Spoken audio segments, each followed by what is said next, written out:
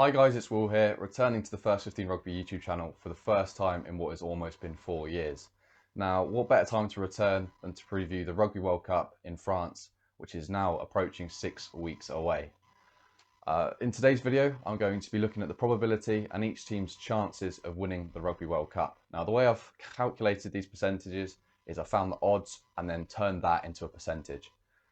So, first and foremost, we've got New Zealand, who are now the favourites to win the Rugby World Cup, coming off the back of a really strong rugby championship, defeating Argentina and South Africa with ease, really. Really strong first half performances in both those games, with Australia yet to play. They've become the first place in terms of probability to win the Rugby World Cup. They've actually swapped with France. France coming off the back of an unbeaten 2022, beating the likes of beating the likes of South Africa, Ireland, and New Zealand.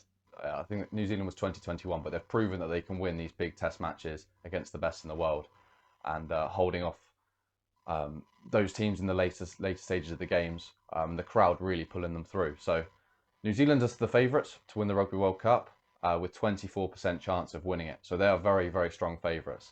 The percentage isn't as high as you'd probably expect in World Cups gone by. I believe this could be one of the most competitive Rugby World Cups there's been.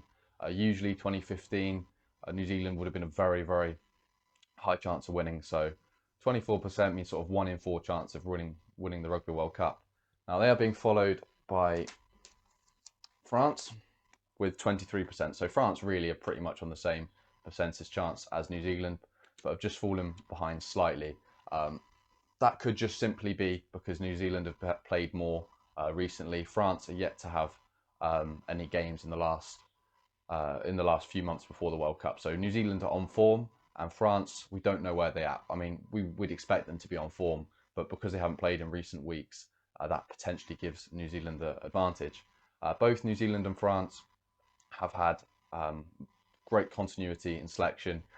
Teams like England, Australia, a lot of these teams haven't really figured out their best 15, but following a strong Super Rugby season for the Crusaders, the blueprint of the Crusaders in the New Zealand team has really come to the forefront, and the continuity in selection and some really good partnerships, they've sort of solidified their 15 for the World Cup. So that is a massive advantage for New Zealand. Ireland now in third place for the Rugby World Cup with 15%. Now this is a lot lower percentage than the first two teams. And now considering Ireland actually beat New Zealand twice in the summer, winning the series 2-1 in New Zealand's backyard, they've proven that they can win the big games. When it counts, especially in the third test, when it was 1-1, they really pulled out a big performance. Were a really oiled, smooth machine in terms of their phase play. Johnny Sexton pulling the strings. Now, potential reason that the percentage is much lower is the fact that Johnny Sexton's one of Ireland's big names, and they do rely on him with the second choice fly half not getting as much game time. Joey Carberry, they tried him in 2022 Six Nations. He never really got hold of things. And then Ross Byrne, been impressive for Leinster, but Leinster been big favourites for the Champions Cup and big favourites for the Ultimate Rugby Championship, and they've come short in 2 finals there. So the Ireland boys, although it's not been in an Ireland shirt in their respective club teams, which Leinster is pretty much the Ireland team, barring a few players, they've fallen short and when they've been at their home stadium, at the Aviva in Ireland, La Rochelle went there and beat them. So that is potentially one of the reasons for Ireland's being a lower percentage. Combine that with the ban Johnny Sexton's got, which means he can't play any rugby until the Rugby World Cup, which means he's not going to be fresh. He's not going to be in the systems. He's not going to have been immersed in the team in the warm-up games, which could be very problematic. And then combine that with Johnny Sexton's injury worries. He's approaching 40 years old. I don't know how old. I'd say probably 38 or something around that ballpark anyway. He's very injury prone. Now, if Johnny Sexton was to become injured in the latter stages, I think that would be a big blow for Ireland. But that having said, Ireland, obviously won the Grand Slam this year, so they are on form as a team. But there's a couple, unexpected things like the ban and injuries that could really be problematic for Ireland. Now, moving on into fourth, you've got South Africa, which are also on 15%. So you could pretty much call it joint third with Ireland. Now, South Africa are a Rugby World Cup team. No matter their form going into a World Cup, they usually turn up. Now, they're the defending champions, looking to do exactly what New Zealand did in 2011 and 2015 and go back to back in Rugby World Cups. New Zealand, I believe, the only team to have done that. So, the Boks weren't quite where they were in the 2019, I think it was. Yeah, 2019, with the form of the players. The fly half jersey's been the big problem. Experimenting with Lebok, Damien Valemsa, Pollard. Pollard's the number 110 in South Africa. I mean, he's had injury problems pulling out of the semi-final of the Gallagher Premiership with an injury. Yeah, so South Africa have had a real trouble in that 10 shirt. And when you look at the way South Africa play with a massive forward pack, physicality all over the park, they do need a fly half to steer them around the pitch. And the main problem I found is the goal kicking. When South Africa came to the Northern Hemisphere for their tests last year, they had Faf de Klerk kicking, I think Colby kicked, I think Valemsa kicked. They were experimenting with so many different goal kickers, and they were, they won some test matches against England with pretty much ease, but they really did struggle off the kicking tee. And when it comes down to the fine margins in the Rugby World Cup, that could be a potential for where they fall short. So yeah, that's one of the reasons I believe they could be so low, just because they've had lack of continuity in selection, and also in the Rugby Championship they did get beaten by New Zealand with what I believe was quite comfortable for New Zealand. They did come back in the second half, South Africa, but it was nowhere near enough. Now, following them, we have got Australia with 7%. Now, Eddie Jones has come into the Australian team to coach. He had a massive sort of surge of excitement in the Australian media with Eddie Jones arriving, but it's really not been how he would have liked to start. Losing to New Zealand, losing to South Africa on the first round, which you can expect in South Africa. No team is expected to win in South Africa, but the way that they got dismantled, they only scored in the first 5 minutes, I think it was, and then in the last minute. And in between there, the Boks put 40 points on them. So it's been really quite worrying for Australia. And then ultimately being beaten by Argentina, at home. Argentina are no longer a fool's team. Like, they can beat any team. They beat England last year, which is probably one of the main reasons Eddie Jones got sacked. But Australia, they've got some of the best players in the Southern Hemisphere. If you look at the Super Rugby season, the Brumbies were on form, very good team. But one thing that surprises me is that the continuity in selection for Australia does not involve a lot of Brumbies players. There's a lot of players from different like different teams in Australia, but they don't tend to pick the predominant number of players from the Brumbies, which is surprising considering how winning is a habit, it's a culture, and ideally, look at what England do. 2019, Saracens were the form team in England. It was basically a predominantly Saracens team. I believe that the form team in the country should have the predominant number of players in the country's first 15. Australia, though, the percentage is higher than what it could be, considering they've got a very favourable, I'm not going to call it easy, but favourable run in the Rugby World Cup.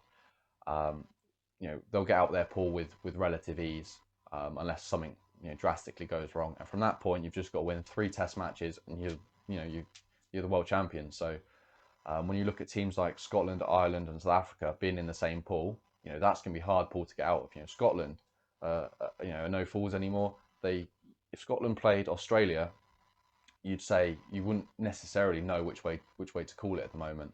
With obviously Scotland beating England in the Six Nations, they're on form, and Australia out of form. But because Australia are in a far easier pool, it's much more likely that they get out.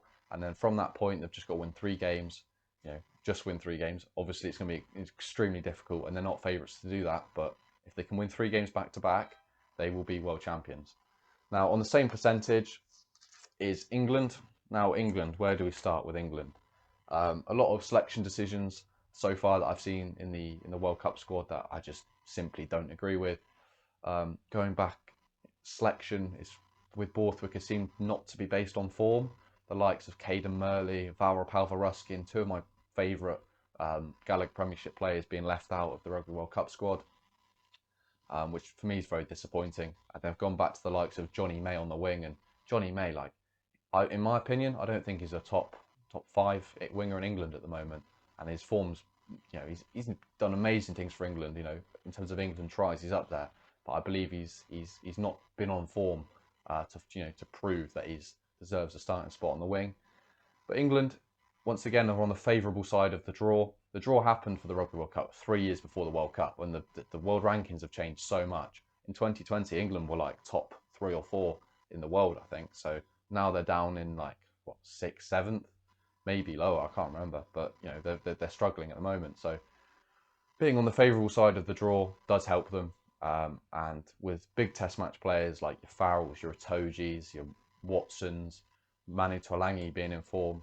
Farrell's had what is an incredible Premiership season this year, being dominant in the semi-final and final, proving he's the best 10 in England. They do have the big game players to go on and win the World Cup, but that's a bit of English bias there, because if you ask anyone in the Southern Hemisphere, it's unlikely to happen, especially with the giants of South Africa, Ireland, France and New Zealand. So look, England have been struggling for selection and have really poor form as a team, losing 3 out of 5 games again in the Six Nations. It doesn't look to be their year, but it'll be interesting to see how they get on.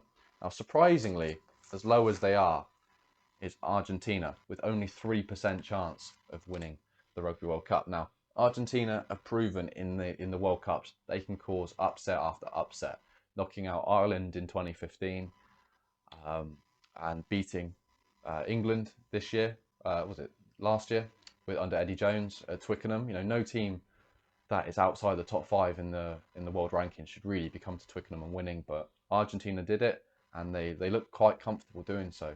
Emiliano Boffelli kicking 3 points. He's one of the best goal kickers in the world. So if your discipline's poor, Argentina can really punish you. So if Argentina can get out their pool, they can be a real dark horse in the latter stages of the tournament. Following them, just slightly below them, is Scotland. Now, Scotland at 2.5%. Scotland, once again, just like Argentina, can be a real dark horse for the World Cup. They have the ability to knock out any team on their day. New Zealand, who are 24% chance, only scraped by Scotland last year. Now, obviously, Scotland are at home, so that's a little bit different, but Scotland can still really turn up on their day, and they can really drag you into a tight, scrappy affair. You look when Australia played Scotland, although Australia won, it was a couple points in the game. It was low scoring, sort of under 25 points or 30 points or whatever it was. Real tight, scrappy affairs. So Scotland, if they can get out their pool, which is a big problem for them, having, I think it's South Africa and Ireland, that is a real tight pool to get out of. But if Scotland can do that, I think they could really cause some troubles in the quarterfinals. Now, on 2.5% also is Wales. Now, Wales, where do we start? I feel quite bad for some of the Welsh players. The clubs have been falling apart in Wales, really struggling financially, and in the Welsh team, big players like Alwyn Jones, Justin Tipperick, calling time on their international careers. Just what is it? A matter of months away from a Rugby World Cup. It's a big blow for Warren Gatland. And I believe I saw something where Warren Gatland said, if he knew this was going to be the situation going into the World Cup, he simply wouldn't have taken the job. So that is a big call from the Welsh boss. So look, Wales have got some exciting young talent in their ranks, but ultimately they are not on track to get anywhere near winning the Rugby World Cup. They're in a pool with Australia and Fiji. Now, in my opinion, I think Fiji could really cause problems for Wales, especially with the inexperience in their team. And Fiji could potentially nick that second spot, presuming Australia win the pool. As I say, Fiji can nick the second spot off Wales. Fiji, stacked team with the likes of Randrandra, and a really strong Fijian Drua side in Super Rugby. So the players are on form. So I really wouldn't be surprised if Wales don't get out their pool and Fiji take the win. But there you go. Those are the percentage chances of each team winning the Rugby World Cup. The other teams are all below 1%, I think, so I haven't gone into that. Obviously, there's no point dissecting the chances of Chile winning the Rugby World Cup, but yeah, those are the percentages for the sort of the big teams and the higher up in terms of the rankings of winning the Rugby World Cup. Let me know what you think of the percentage chance. Who's potentially lower than what you would expect? Is New Zealand higher than what you'd expect, consider them losing to Ireland 2-1 last year in a home series? Yeah, so let me know what you think of the percentages and whether you think they'll change before the Rugby World Cup. And yeah, who do you think is going to win the Rugby World Cup? I'll be very interested to see what you think in the comments. Drop a like on this video if you enjoyed it. And yeah, I'll see you in the next one.